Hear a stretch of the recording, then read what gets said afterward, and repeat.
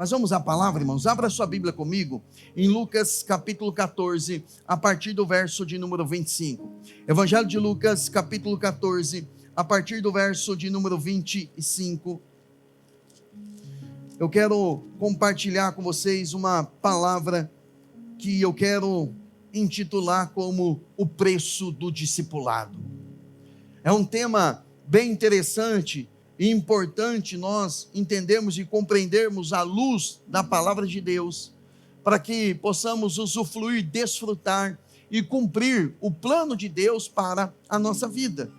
Porque entramos já no novo ano, mas você jamais vai viver a vontade de Deus se você não desistir de insistir no que não é dele para a sua vida. Exatamente isso.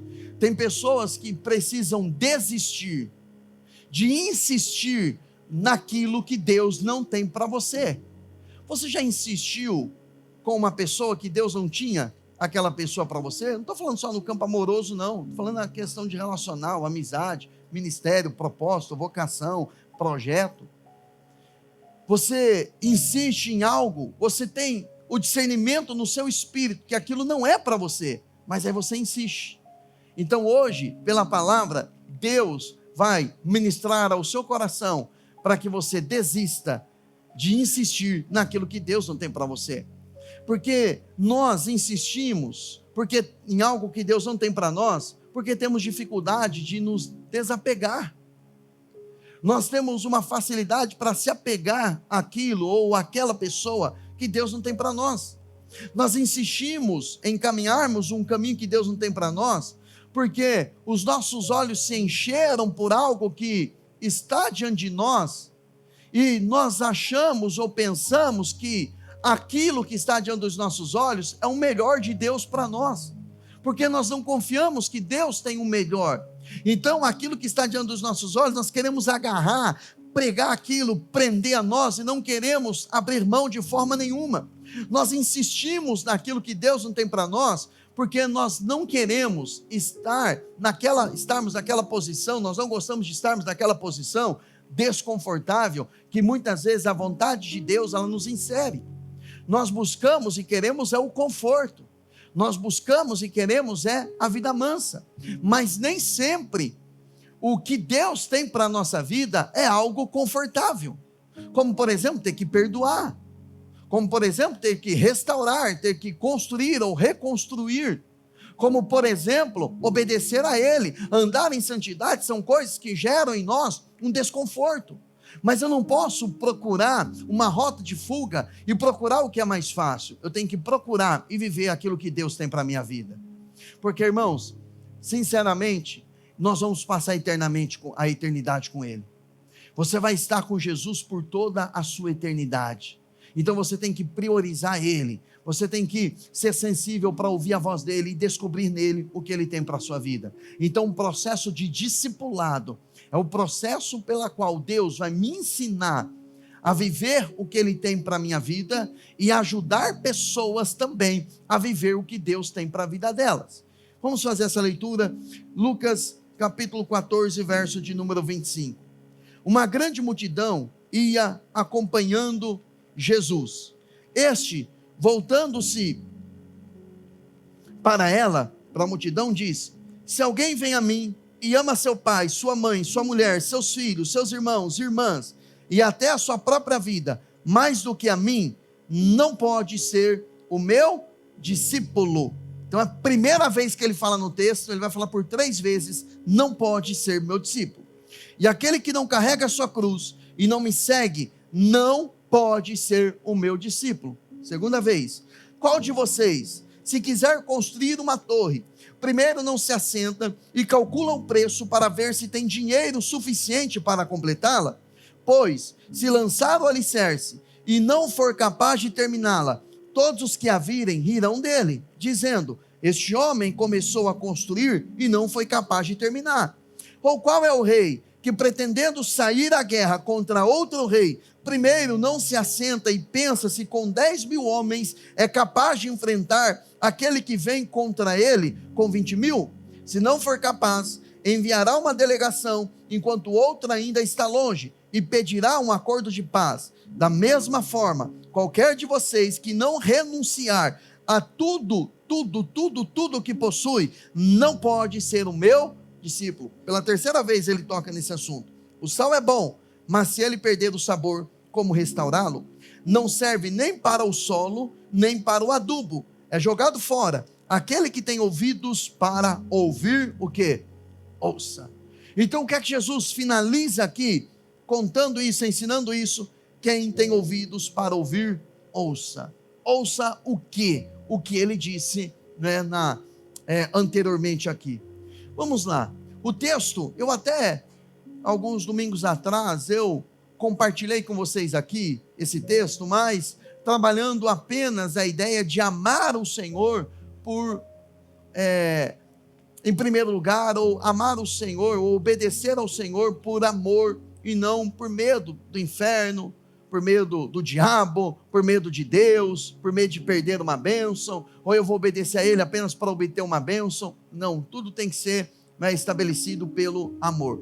No entanto, eu quero olhar para outra situação que é o principal propósito de Jesus ao ensinar essas coisas. Primeiro, Jesus, ele está sendo acompanhado por uma multidão. Uma grande multidão, ela está acompanhando Jesus, e ele fala tanto da multidão acompanhando, como aquele que está seguindo. Acompanhar e seguir são coisas distintas. Eu posso acompanhar alguém, mas aquilo que a pessoa faz, eu estou olhando, eu estou observando, mas eu não sou influenciado por ela. Eu não coloco em prática o que ela fala, eu não aceito o que ela fala, ela tem um outro pensamento, ela segue outro viés, então eu não sigo, ou não sou influenciado por ela, eu apenas acompanho. Nós fazemos isso com muita frequência nas redes sociais. Eu posso acompanhar muitas pessoas que eu não concordo, eu posso acompanhar muitas pessoas que elas não me influenciam, mas elas têm uma característica positiva, que de repente aquilo chama minha atenção, eu estou de olho apenas naquela característica dela, mas eu estou apenas acompanhando. Seguir é uma outra realidade. Então tem uma multidão que está seguindo Jesus, tem uma multidão que está olhando para aquilo que Jesus está ensinando. Qual é a diferença? A multidão são os que ouvem os ensinamentos. A multidão são aqueles que até admiram Jesus. A multidão são aqueles que observam os milagres de Jesus. A multidão são aqueles que até desfrutam dos milagres que ele operou, mas não têm intimidade e não buscam intencionalmente ter relacionamento com ele. Por exemplo, os 10 leprosos que foram curados, dos 10 que foram curados, apenas um voltou para agradecer. Os outros 9 foram curados, pegaram o milagre deles e tchau e bênção, como diz, né? Foram embora e nunca mais retornaram. Faziam parte da multidão. A multidão, ela apenas quer desfrutar daquilo que Jesus tem para oferecer, mas elas não querem aprender, praticar, viver, se relacionar com ele. Então, ele está olhando para essa multidão que está seguindo ele, e ele segue a linha oposta do que muitos coaches, do que muitos que querem seguidores hoje fazem. Jesus, ele não trabalha em cima de oferecer alguma coisa para chamar a atenção daqueles homens. Na verdade, parece que ele estava dificultando aquelas pessoas de saírem do campo da multidão e entrarem no campo do discipulado. Discípulo é um aprendiz, discipulado é a forma pela qual eu estou sendo influenciado por Jesus, né? Eu estou olhando para ele, contemplando a ele, e eu estou aprendendo com ele. Por exemplo, quando ele foi discipular os seus discípulos, ele olha para a multidão, ele ora por um período de 12 horas, e depois ele escolhe 12 homens para que estivessem com ele. Esses homens que Jesus chamou para estar com ele, que ele chamou aqueles homens de discípulos, que ele extraiu aqueles homens da multidão, Jesus não fez um curso teológico com eles, Jesus não abriu uma apostila para eles e falou: olha, eu vou ensinar vocês como vocês têm que fazer. Não, Jesus olhou para eles e disse: olha, segue-me. E eles começaram a seguir Jesus, e ele disse: olha, eu vou fazer de vocês pescadores de homens. Como o Senhor vai fazer isso? pelo exemplo. Vocês vão observar aquilo que eu estou fazendo. Vocês vão me contemplar, vocês vão olhar para mim, e da forma como eu faço, vocês depois vão fazer. Ele chega em um homem que estava endemoniado, ele expulsa o demônio daquele homem. Os discípulos estão olhando para ele, observando. Depois os discípulos vão lá e tentam expulsar um demônio. Fracassaram. Jesus foi lá, expulsou o demônio, repreendeu os discípulos, chamou a atenção deles, corrigiu eles, e depois Jesus disse: olha, agora vocês vão. Eu dou autoridade para vocês, para pisar serpentes e escorpiões, toda a força do inimigo. Agora vocês vão, anunciem o reino de Deus, expulsem os demônios e curem os enfermos. E eles foram, expulsaram exatamente como Jesus fez. Eles expulsaram aqueles demônios e voltaram com alegria.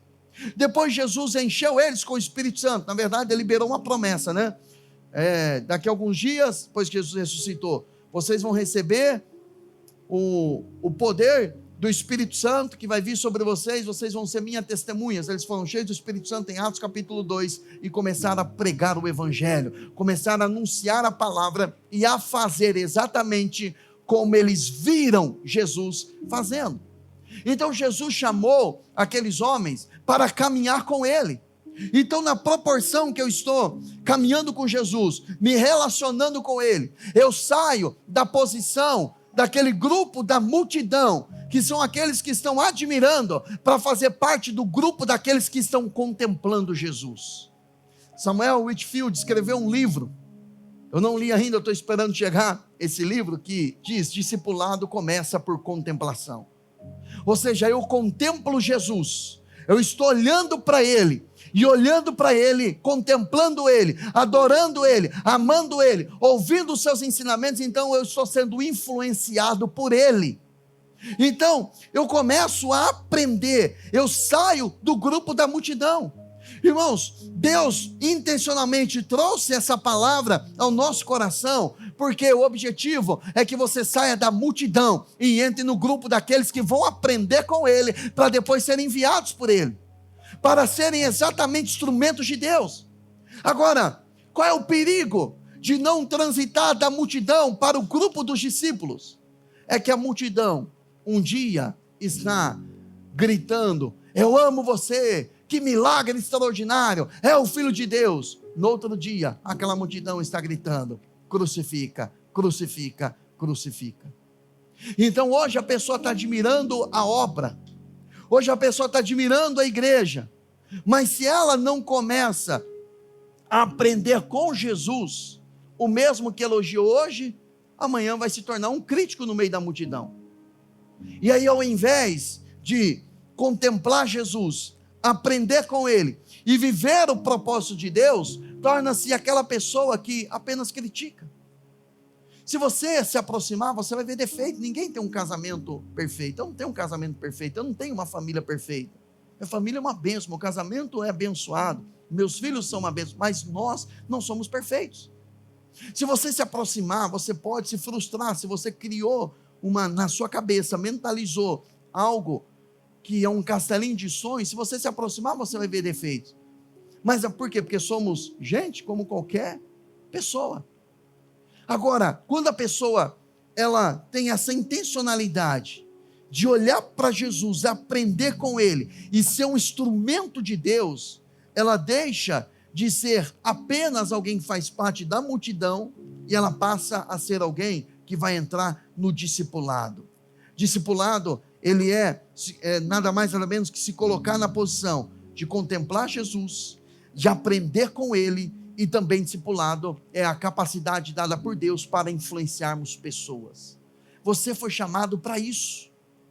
Você foi chamado para influenciar pessoas. Você aprende de Jesus e você vai ser uma Bíblia que muitas pessoas não vão ler. A maioria das pessoas que estão à nossa volta, elas nunca vão ler a Bíblia, mas através da nossa vida, Paulo diz que nós somos a carta viva de Deus, de Cristo. Então eu e você, através do nosso testemunho, nós vamos influenciar pessoas.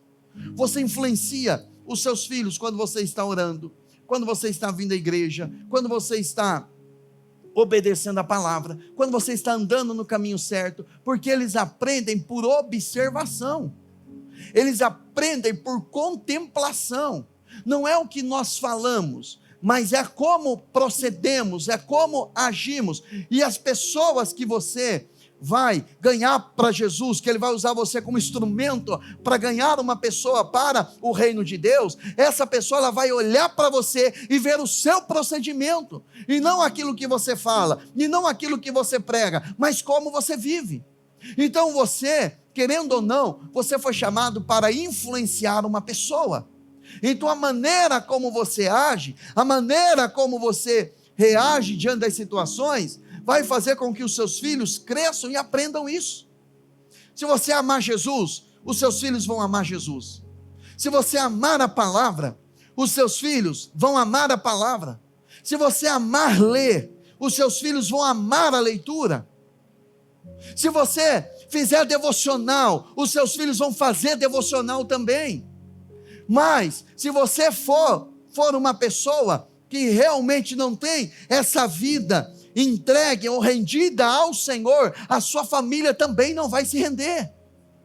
Então tudo começa por exemplo, tudo começa pelo nosso procedimento, começa pela forma como eu e você agimos, e principalmente dentro de casa, porque às vezes você separa um tempo ali, para ler, para meditar, os seus filhos estão vendo, eles serão influenciados. Eu estou fazendo, e fica uma dica para vocês, eu estou fazendo uma leitura de um livro com o meu filho. Aqui nos próximos dias ele já vai terminar o primeiro livro do ano de 2025. Já vai terminar o primeiro livro do ano de 2025. Eu estou lendo com ele o livro O Peregrino. Alguém já leu esse livro? Poucos, né? Leiam, leitura obrigatória para 2025. Eu tinha lido esse livro no início da minha conversão, e agora de um tempo para cá veio o meu coração de fazer essa leitura com o meu filho. E esse livro fala basicamente, nós tivemos uma peça teatral aqui, com o pessoal da companhia Nissi que vieram aqui. O livro O Peregrino fala da história do cristão, é o nome da personagem ali também, e conta toda a trajetória que nós temos na nossa vida cristã. Enquanto ele está caminhando, ele encontra um livro, depois esse livro obviamente é a Bíblia, e ele encontra um evangelista que mostra para ele o caminho, mostra para ele a porta que é estreita, e ele deve seguir naquela direção. Enquanto ele está seguindo naquela direção, ele vai encontrando algumas pessoas no meio do caminho, que ele vai tentando mostrar para elas que elas devem seguir o caminho daquele livro. E ele chega em determinado lugar, e ele encontra um homem chamado Volúvio. E aquele Volúvio, esse homem Volúvio, ele, que é o nome dele também ali, o nome da personagem, quando ele recebe a mensagem, ele diz: olha, peregrino, eu vou caminhar com você. Mas quando ele está numa caminhada, eles encontram um lamaçal, um lugar que é muito difícil de passar. O Volúvio olha para ele e diz o seguinte: olha, você não falou que teria esses desafios, então eu vou deixar o que esse livro está falando e eu vou voltar atrás. E ele voltou para casa, e o peregrino, ele continuou. E aí, quando eu terminei essa parte da leitura, meu filho parou e falou assim: papai, uma pergunta. Cada página é uma pergunta que ele faz. Eu expliquei para ele o que era o Volúvio. E aí, quando foi ontem, eu falei para ele a respeito de algo que ele deveria de fazer, senão eu iria tirar o videogame dele. Ele disse: tá bom, então eu vou pode tirar o videogame, mas eu não vou obedecer. Falei: tá bom, peguei o controle, guardei o controle. Passou-se alguns minutos, ele me procurou e falou: papai, eu sou volúvel, né? Porque não obedeci. E eu sentei com ele, expliquei novamente para ele. Ele disse: tá bom, então eu vou lá, eu vou obedecer. Porque nós precisamos, é a nossa responsabilidade, colocar dentro do coração dos nossos filhos a palavra de Deus. Agora, nesses desafios que nós vamos ter na nossa vida, porque nós temos muitas situações que nós vamos deixando algumas coisas de lado, mas eles vão nos observar. Então as primeiras pessoas que precisam ser afetadas pelo nosso procedimento em Cristo é a nossa família, são os nossos familiares. E os nossos filhos não são impressionados pelo carro que temos, pela nossa conta bancária. também não ia chamar muita atenção deles, né? Não é pela conta bancária, não é pela casa que temos, não é pelo conforto que temos, mas eles vão olhar para nós, o nosso procedimento é que vai influenciá-los. Agora, a nossa vida cristã é da mesma forma, lá na sua empresa, na sua loja, lá onde você trabalha, na empresa onde você está, na sua família, na sua roda de amigos, você é uma pessoa que vai influenciá-los. Então influencie eles, mostrando o seu amor por Jesus. Agora, o discipulado, ele tem um custo, ele tem um preço, que vai na contramão de tudo aquilo que é ensinado nos dias de hoje. Porque falar nos dias de hoje que tem um custo, que tem um preço para ser pago, é quase uma ofensa ao coração de algumas pessoas. Porque o evangelho hoje está barateado. As pessoas estão dizendo, venham, faz uma campanha de 7 dias que você vai ter uma bênção. E não vai ter. Vem, faz 20 dias, 50 dias, faz isso, faz aquilo. E não vai ter, porque não tem fundamentação bíblica. Porque o caminho do Senhor, o caminho para fazer parte daquilo que Deus vai fazer na sua vida, é o caminho de você sair da multidão e entrar no discipulado e aprender com Jesus. E para isso exige e existe um preço, um custo a ser pago. E esse custo, Jesus deixou bem claro aqui, 3 coisas ou 3 exigências. Nas 3 exigências, a não prática, ele disse, não pode ser o meu discípulo. Se Jesus ele estivesse atrás de seguidores, como muitos de nós estamos atrás de seguidores nas redes sociais, se Jesus ele tivesse um evangelho, fosse o evangelho do coach, por exemplo, ele jamais falaria o que ele disse. Só que ele não está atrás apenas da multidão, ele está atrás de discípulo, porque o discípulo, ele vai cumprir essas 3 exigências. A primeira exigência dele, ele diz o seguinte, que se a pessoa vem a ele e ama pai, mãe, irmãos, filhos, irmãs, ou a sua própria vida, mais do que a ele, não pode ser o meu discípulo. O que ele está dizendo aqui?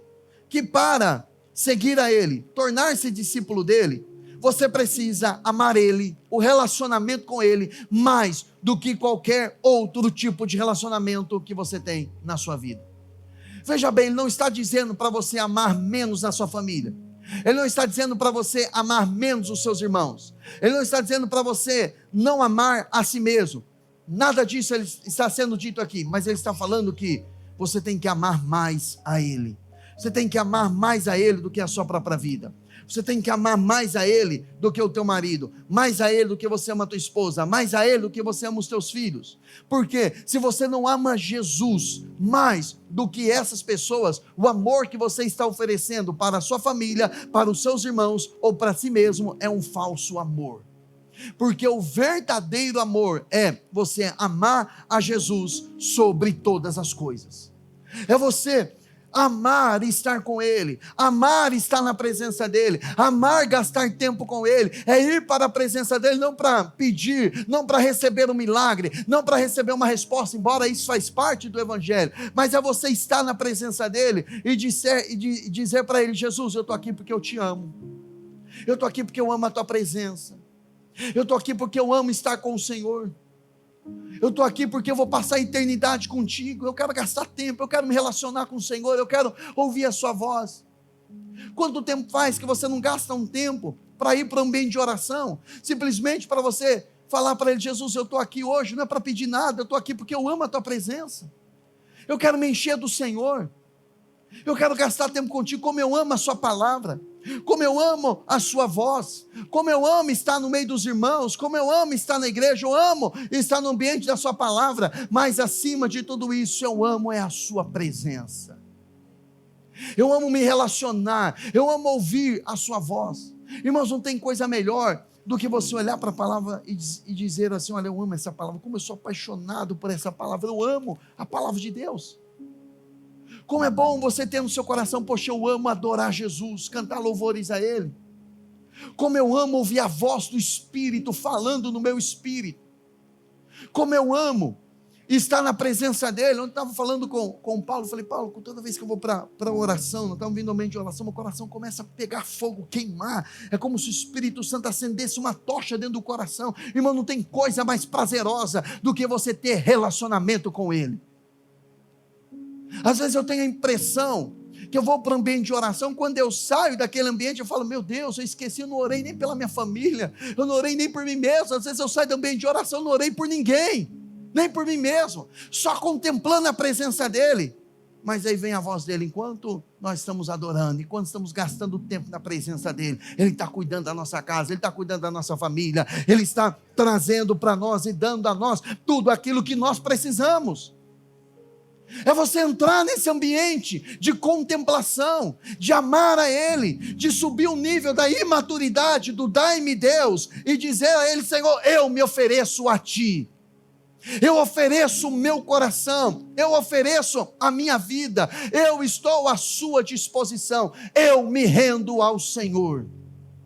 Então tem que amar a ele, porque se você não amar ele, acima de todas as coisas, quando você tiver um problema relacional, você larga Jesus. Se você tiver um problema no seu casamento, você larga Jesus, porque você ama mais seu marido ou sua esposa do que ele, então você larga Jesus. Se você amar um irmão mais do que você ama Jesus, se você brigar com esse irmão, se você discordar desse irmão, você abandona Jesus. Se você for aquela pessoa que defende o amor próprio, não, eu tenho que me amar, eu tenho que me cuidar. Geralmente quando a pessoa fala assim, eu tenho que cuidar de mim mesmo, é porque ela se feriu, ela está ferida, então é a ferida dela que está gritando isso. Porque se ela tivesse cuidado, não precisava largar ministério, não precisava largar família, não precisava de nada disso. Então ela está ferida, então a voz da ferida grita dentro dela. Agora, se você ama Jesus mais do que tudo isso, se você enfrenta um problema na sua família, você continua com Jesus.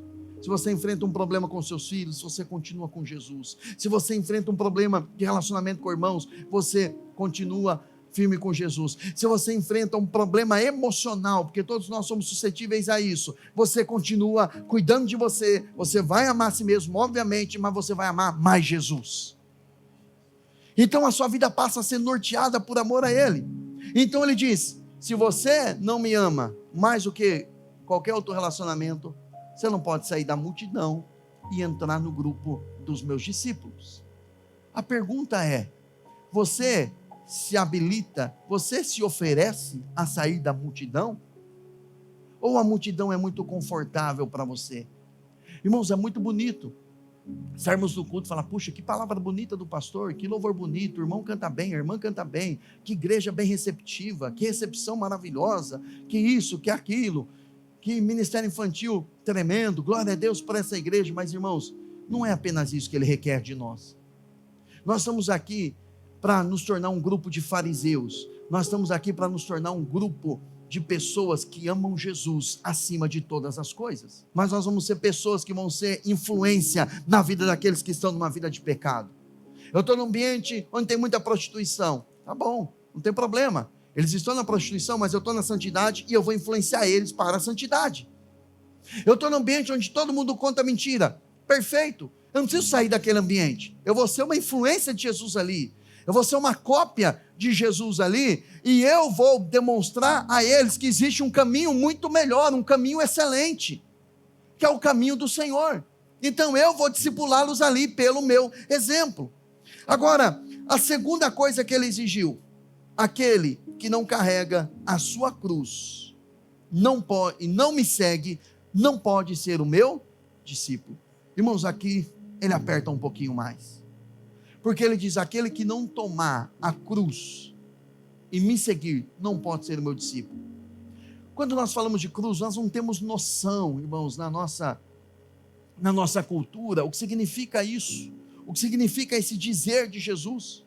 Um homem, naquela época, com uma cruz nos ombros, óbvio que ele não carregava a cruz, né, com tanto a parte horizontal e a parte vertical, era só a madeira da horizontal, mas um homem com uma cruz nos seus ombros, ele sinalizava que ele era um homem condenado, Um homem com uma cruz nos ombros era um homem que perdeu o domínio de si mesmo. Um homem com uma cruz nos ombros, ele não poderia mais fazer o que ele queria. Ele tinha que seguir o caminho correto da sua morte, porque se ele tentasse sair do caminho, os soldados romanos batiam ainda mais nele. Então, um homem com uma cruz nos ombros era um homem que não tinha sonhos. Um homem com uma cruz nos ombros sabia que ele estava sendo levado para a morte, que os seus dias estavam contados aqui nessa terra. Então essa é a figura de Jesus, quando ele diz: ei, vocês querem me seguir? Então tomem a sua cruz, ou seja, vocês vão ter que render a sua vida a mim, vocês vão ter que deixar os seus sonhos, os seus planos, os seus projetos, vocês vão ter que se render a mim, porque vocês não terão mais vida em si mesmo. A partir de hoje, eu sou o dono da vida de vocês. Era isso que ele estava dizendo, era isso que ele estava sinalizando, que ele estava mostrando. Ou seja, ele estava dizendo: vocês precisam se render a mim. Por isso que em Gálatas 2:20, Paulo disse: já estou crucificado com Cristo, não vivo mais eu, mas Cristo vive em mim. E a vida que agora eu vivo na fé no Filho de Deus. Ou seja, é morrer para si mesmo, é entender que aquilo que ele tem para você é muito maior e muito melhor. Porque a dinâmica do evangelho é o seguinte: você quer ganhar, então você tem que perder. O oposto também é uma verdade. Você quer defender, se autoproteger, você quer ganhar, então você vai ter que você vai perder. Jesus diz: quem quer ganhar a sua vida, vai perder a vida. Quem quer ganhar a vida, precisa perder ela. Essa é a dinâmica do evangelho. O evangelho não é: venha, que ele vai realizar os seus sonhos. Meu irmão, Jesus não é um gênio da lâmpada, que você esfrega a lâmpada, ele sai lá e fala: oh meu amo, eu quero realizar 3 pedidos para você. Não é você sonhar e falar: Senhor, me abençoa, porque geralmente nós fazemos planos, e a nossa oração é o seguinte: Senhor, abençoe esse projeto que eu tenho, e diabo, você não vai colocar suas mãos naquilo que eu estou projetando. Aí Deus está olhando e está dizendo assim: peraí, mas quem é o Senhor nessa história? Quem é que é o rei nessa história? Por isso que ele vai usar a analogia. Preste muita atenção nisso. Ele usa a analogia de um homem que ele vai construir uma torre e de um rei que vai para uma guerra. O homem que vai construir uma torre, primeiro ele tem que fazer o quê? Calcular o custo, para ver se ele tem como terminar. A vida cristã, ela é uma vida de construção. Você precisa construir a sua história com Deus. Agora, você precisa avaliar: você quer realmente renunciar à sua vontade para fazer a vontade de Deus? Se você quiser, você vai completar essa torre, você não vai parar no meio do caminho, que aquele que começou a boa obra, ele é poderoso para terminar. Mas você precisa entender que você vai construir uma torre para ele, e não uma Babel para você mesmo. Porque toda vez que eu quero construir uma Babel, lê a história da torre de Babel lá em Gênesis capítulo 11, eles queriam construir uma torre para a sua própria glória, eles queriam tocar nos céus da sua própria maneira, e o Senhor disse: não, eu vou gerar confusão. Às vezes uma confusão, uma sinalização de que Deus não está no negócio, é uma sinalização que Deus está confundindo as línguas ali. Por quê? Porque você está construindo algo para você mesmo, e Ele não é um Deus de confusão, Ele é um Deus de edificação, de construção. Então, quando você entende o plano dele, você tem um relacionamento com Jesus, ele vai revelando o que ele tem para a sua vida, e você vai construindo aquilo em oração. Então ele vai lhe dando recursos, e você vai construindo a torre que ele tem para você. Quando eu me converti de 15 para 16 anos, que os meus sonhos foram virando fumaça, e ele foi colocando os sonhos que ele tinha para a minha vida, e ele foi sinalizando dentro de mim que ele me queria, que a minha vocação era para pastorear. Naquela época, se eu fizesse um teste vocacional, nenhum teste vocacional me daria a opção de liderança. Não tinha qualificação nenhuma para liderança, não tinha qualificação nenhuma para pregar o evangelho. Tímido, não sabia falar, às vezes algumas palavras eu tinha a língua um pouquinho que presa, então eu odiava a minha voz. Ainda não sou muito fã dela não. Vocês são muito corajosos, diga-se de passagem. Mas enfim, Eu olhava para tudo isso, não tinha condições, mas era o sonho que ele foi construindo dentro de mim. E a única coisa que eu fazia era orar, porque qualidade não tinha, qualificação não tinha. Eu tinha uma palavra e eu pegava aquela palavra e levava em oração. E Deus foi trabalhando dentro de mim. Então o sonho que ele tinha, eu jamais poderia sonhar, eu jamais poderia imaginar, porque eu olhava para mim mesmo, eu não tinha qualificação. Então comecei a orar, a buscar, a orar, a ler, a buscar, a ler, a buscar. As pessoas perguntavam as coisas da Bíblia para mim, a única resposta que eu tinha, não sei, não sei, não sei. Até que alguém chegou em mim e falou, até quando você vai dizer, eu não sei? Por que você não vai buscar conhecimento? Eu comecei a ler, comecei a buscar, comecei a ler a palavra. E eu não imaginava que aquilo fazia parte de uma construção daquilo que Deus estava fazendo em mim. Agora, existe um custo, que é a renúncia. E depois ele usa a analogia, que é aqui que eu queria que você entendesse perfeitamente. Ele diz o seguinte, qual é o rei que vai guerrear contra uma outra nação?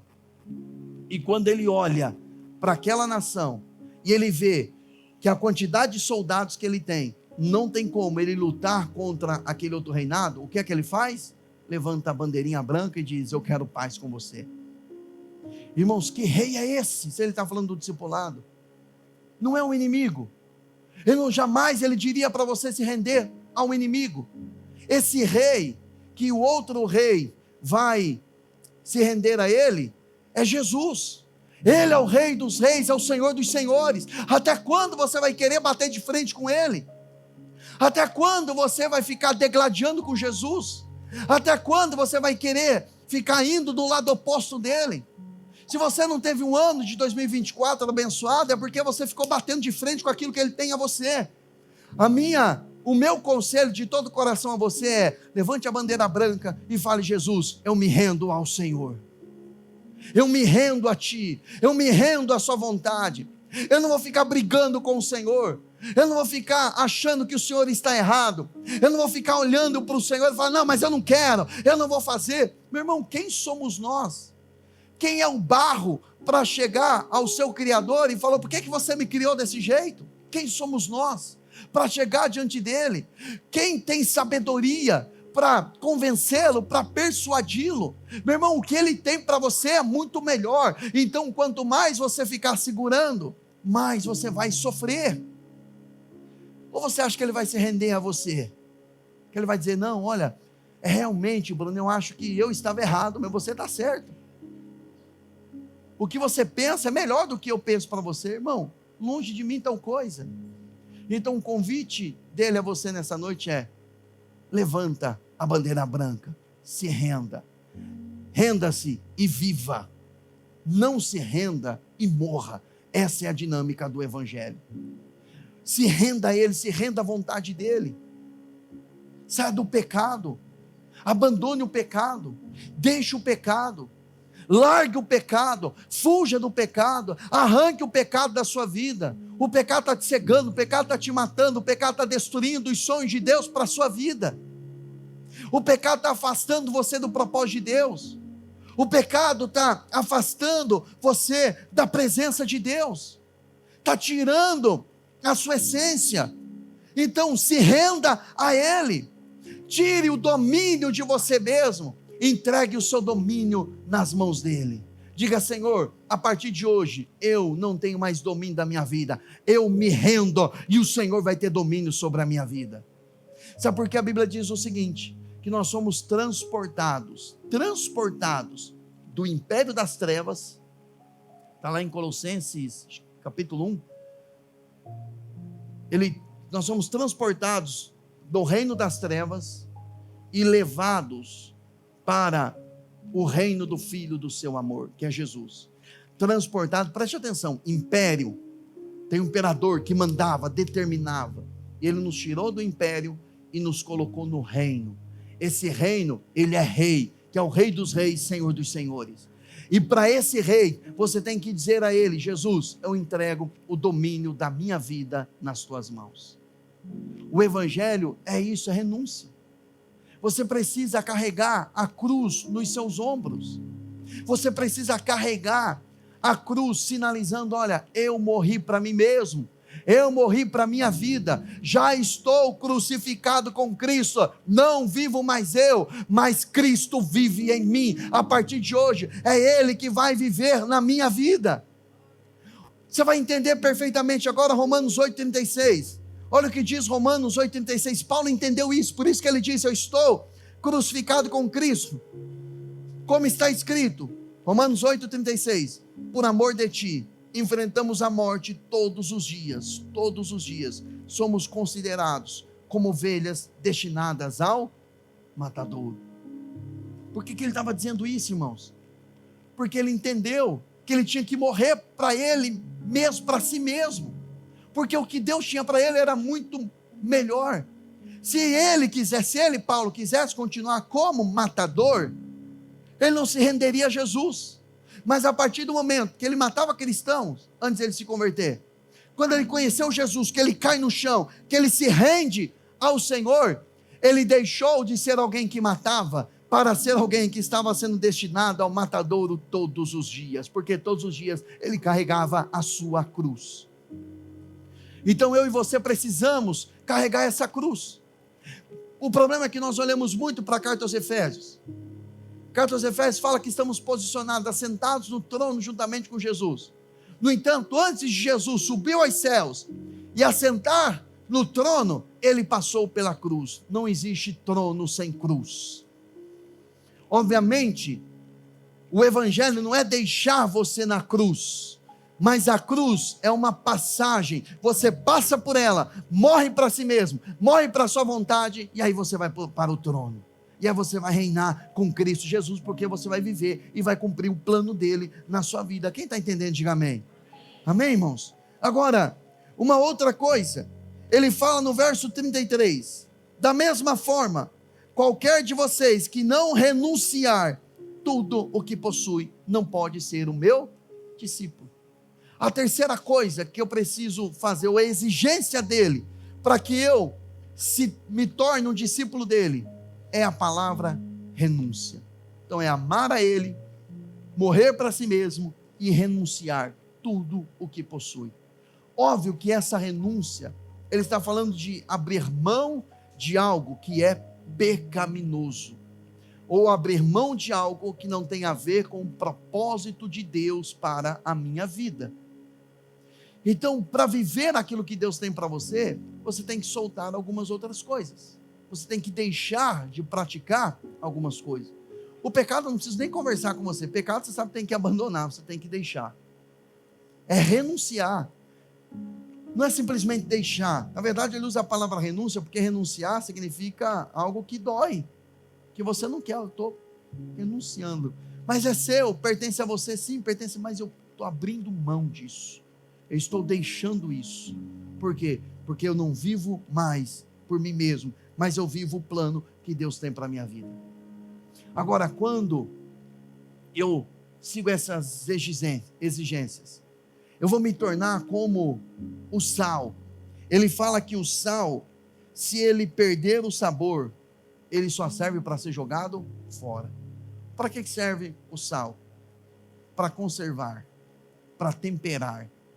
Então, sabe qual é a razão dele manter você vivo? Sabe qual é a razão dele manter você aqui nessa terra? Porque através da sua vida, através da nossa vida, nós vamos dar sabor a esse mundo. Nós vamos conservar esse mundo. O crescimento da igreja deveria ser a diminuição da corrupção na nação. Mas por que não está acontecendo isso? Porque alguns entram em posição de autoridade e se corrompem, vão se perdendo. Só que o discípulo, Jesus está falando aqui de discipulado, o discípulo que perde o seu sabor, o discípulo que deixa de salgar, de manter a conservação, aquele que se perde no meio do caminho, ele não presta para mais nada, a não ser para ser jogado fora. E ele finaliza dizendo: quem tem ouvidos que ouça.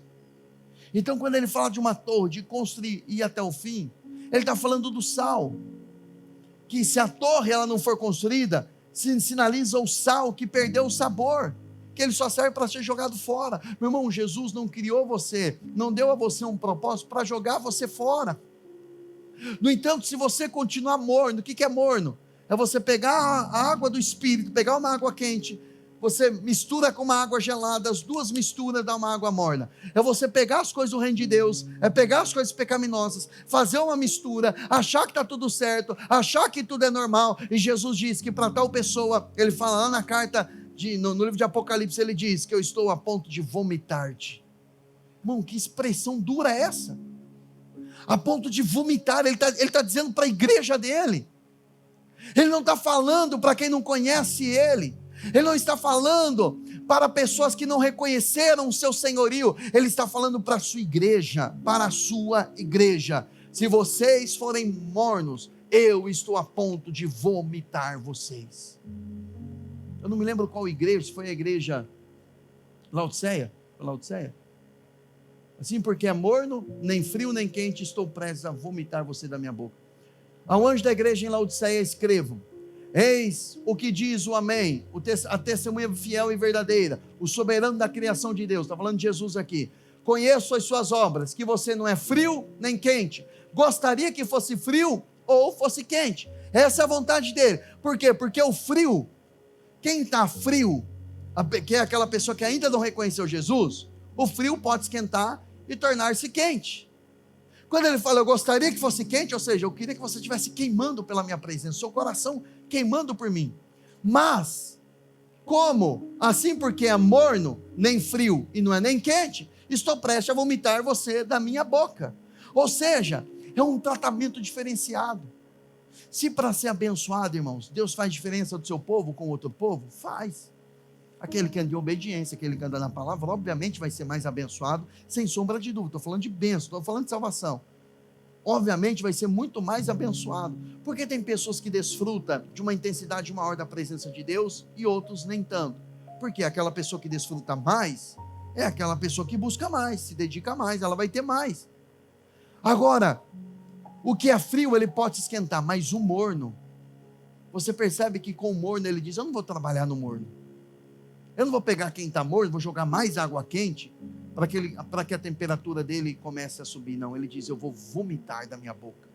Em outras palavras, você está dando náuseas no estômago de Jesus. E ele está falando com quem? Está falando com uma igreja. Então abra os olhos. Meu irmão, nós estamos aqui para brincar de igreja. Então não é um clube social aqui, que nós estamos brincando de quem prega melhor, quem fala melhor, quem é mais espiritual ou não. Nós estamos falando de uma eternidade. Estamos falando de uma vida com Jesus, de uma vida na eternidade com Ele. Não negocie os seus valores, não negocie os seus princípios, não negocie o seu relacionamento com Ele, porque você ainda é o sal de Deus nesse mundo. Mateus capítulo 5, verso 13, fala que a igreja, ela é o sal da terra. Nós estamos aqui para fazer a diferença. Lá no seu trabalho, você trabalha no hospital, lá você vai fazer a diferença. Você trabalha no escritório de advocacia, lá você vai fazer a diferença. Você trabalha com médico, vai fazer a diferença lá. Se você trabalha como doméstica, faça a diferença. Você trabalha como secretário, assessor, faça a diferença. Onde quer que você foi colocado, faça a diferença, porque ali você é uma testemunha de Jesus. Você é uma, como diz Douglas Gonçalves, não, você é uma cópia de Jesus ali. Você é um exemplo de Jesus ali. Você é um influenciador ali. Você vai influenciar pessoas a andar e a amar Jesus. Ele conta com você. E nesse ano de 2025, seja intencional. Eu quero ganhar uma vida para Jesus. Veja que eu estou falando de ganhar uma vida para o reino de Deus. É uma vida para a justiça e paz. Se vier para cá, eu acho que é melhor, né? A gente aconchega a pessoa aqui. Mas é você ganhar uma pessoa para o reino. Como que nós vencemos, irmãos, principados e potestades? Não é orando. Está amarrado esse principado, essa potestade. Está amarrado esse demônio que está agindo. Não é assim que nós vencemos. Nós vencemos quando andamos na palavra e ganhamos uma vida para Jesus. Quando você ganha uma vida para Jesus, você está arrancando o reino das trevas, o império das trevas de dentro dela. Essa pessoa está sendo transportada para o reino do Filho do Amor.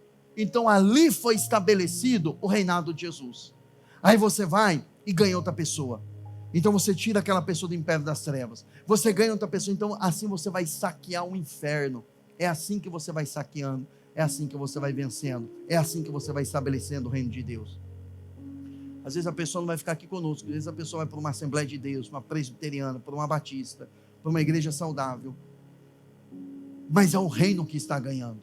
Quando nós falamos de avançar, de crescer, não é justiça e paz crescendo, é o reino crescendo. É quando daqui cresce, é quando o pastor Luiz ali na congregacional cresce, é quando na Filadélfia o pastor Getúlio cresce, é quando outros pastores que servem a Deus, fazem a obra de Deus com o coração, eles crescem. Aí as igrejas vão crescendo, o reino de Deus ele vai crescendo, porque discipulado não é uma estratégia para entupir uma igreja, mas é uma estratégia do Espírito, é uma direção, uma palavra do Espírito para povoar o reino dos céus.